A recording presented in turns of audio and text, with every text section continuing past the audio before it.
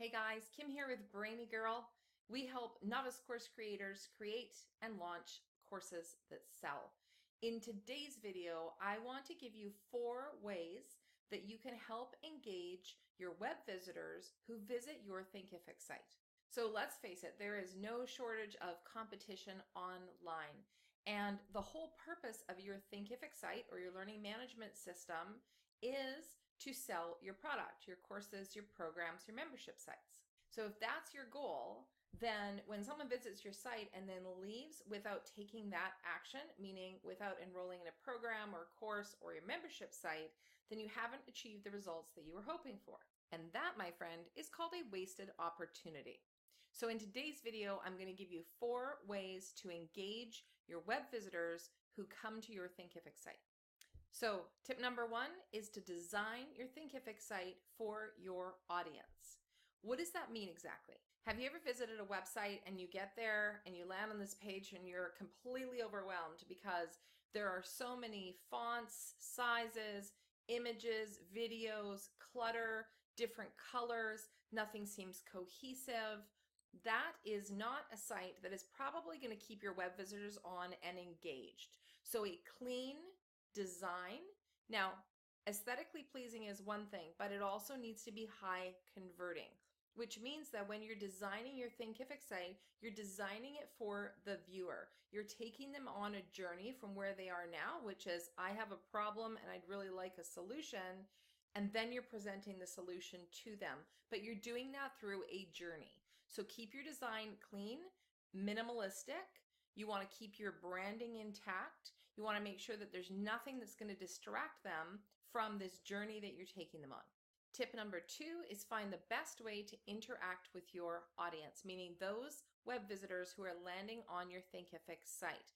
There's many ways to be able to do this, and I'm going to share some tools in an upcoming video that you can use. But I'll give you some tips here and some things not to do as well. So I had a client recently who said, I want some links so that they can contact me if they have more questions. The only thing those links are going to do is lead them off of your Thinkific site, which you do not want to do. So you need to figure out how to be able to keep them on your Thinkific site while interacting with them. So that might be a pop-up live chat box. That might be a Facebook Messenger button, but that opens in a new window so they don't actually ever leave your Thinkific site.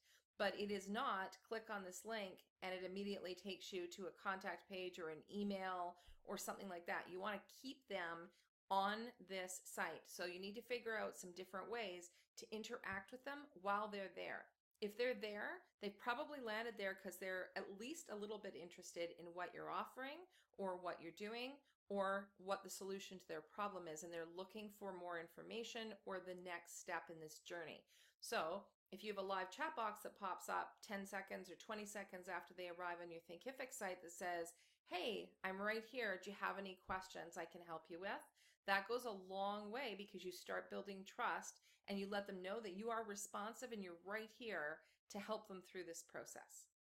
Tip number 3 is make your Thinkific site easy to navigate. So that visitor who lands on your Thinkific site should not have to go chasing the site to find the information they're looking for.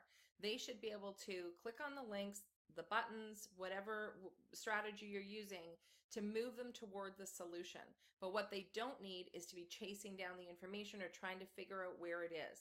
So if you have a navigation bar with a ton of different navigations, again, leading them off the site, that's not useful. If you have maybe 3 menu items in your navigation bar that lead them to other pages on your Thinkific site that's going to push them through this process or help them move through this process, that's what you're looking for. So your site needs to be easy to navigate. Tip number 4 is keep an eye on your analytics. So you can install Google Analytics right on your Thinkific site, and you need to be looking at those analytics because that's going to tell you the pages that your web visitors are leaving on.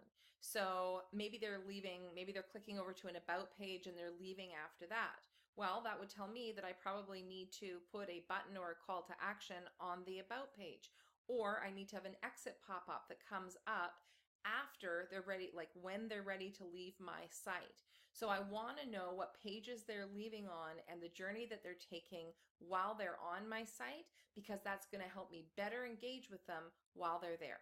So I'd love to hear your thoughts on this. Leave a comment below and let me tell me what techniques you're using to engage your web visitors on your Thinkific site. See you next time.